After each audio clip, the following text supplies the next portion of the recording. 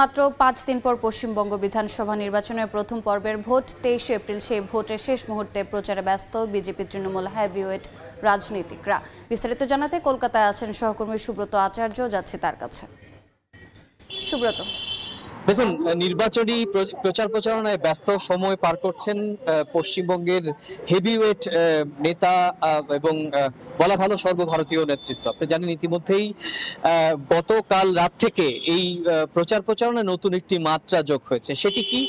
আপনি জানেন যে এই চলতি ভারতের যে বাজেট অধিবেশন, এই অধিবেশনের বর্ধিত অধিবেশন ডাকা হয় সংবিধান সংশোধনী বিল আনার জন্য। সেই বিল কি? সেটি হচ্ছে সংসদে 33% নারী আসন বৃদ্ধি এবং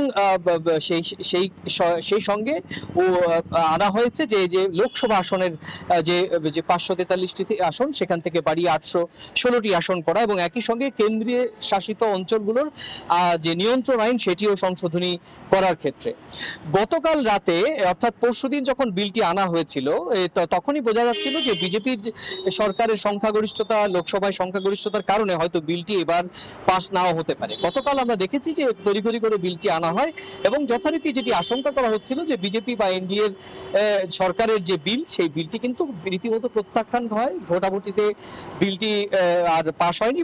ফলত এই যে বিল, এই যে অত্যন্ত গুরুত্বপূর্ণ বিলটি প্রত্যাহার করে নিতে বাধ্য হয়। আপনি জানেন যে ভোটটি পাওয়ার কথা ছিল সেই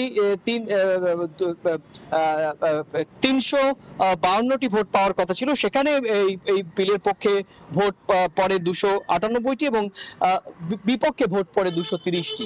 আর এই বিষয়েই প্রধানমন্ত্রী নরেন্দ্র মোদী আজ স্থানীয় সময় রাত 8:30 জাতির উদ্দেশ্যে ভাষণ দেবেন।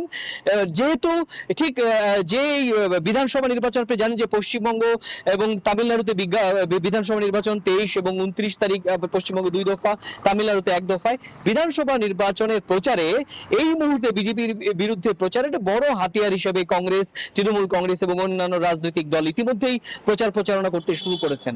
কারণ আমরা জানি যে আজকে যখন দক্ষিণ 24 পরগনায় মুখ্যমন্ত্রী মমতা বন্দ্যোপাধ্যায় ভাষণ দিচ্ছিলেন নির্বাচনী প্রচারণায়, তখন তিনি বলেছেন যে বিল গতকালকে বিজেপিকে হারানো হয়েছে, বিজেপি সরকারের পতনের শুরু হয়েছে এবং এই পতন এই যে নারী আসনকে সংরক্ষিত আসনের বাড়ানোর কথা বলে ভারতকে টুকরো করার যে ষড়যন্ত্র, সেই ষড়যন্ত্র তৃণমূল, কংগ্রেস এবং অন্যান্য বিরোধীরা আটকে দিয়েছেন। সুতরাং নির্বাচনের মাঠে ইতিমধ্যেই এই ইস্যুটি সংসদে বড় ধরনের একটি ধাক্কা বিজেপির, সেটি কিন্তু প্রচারণা আসছে।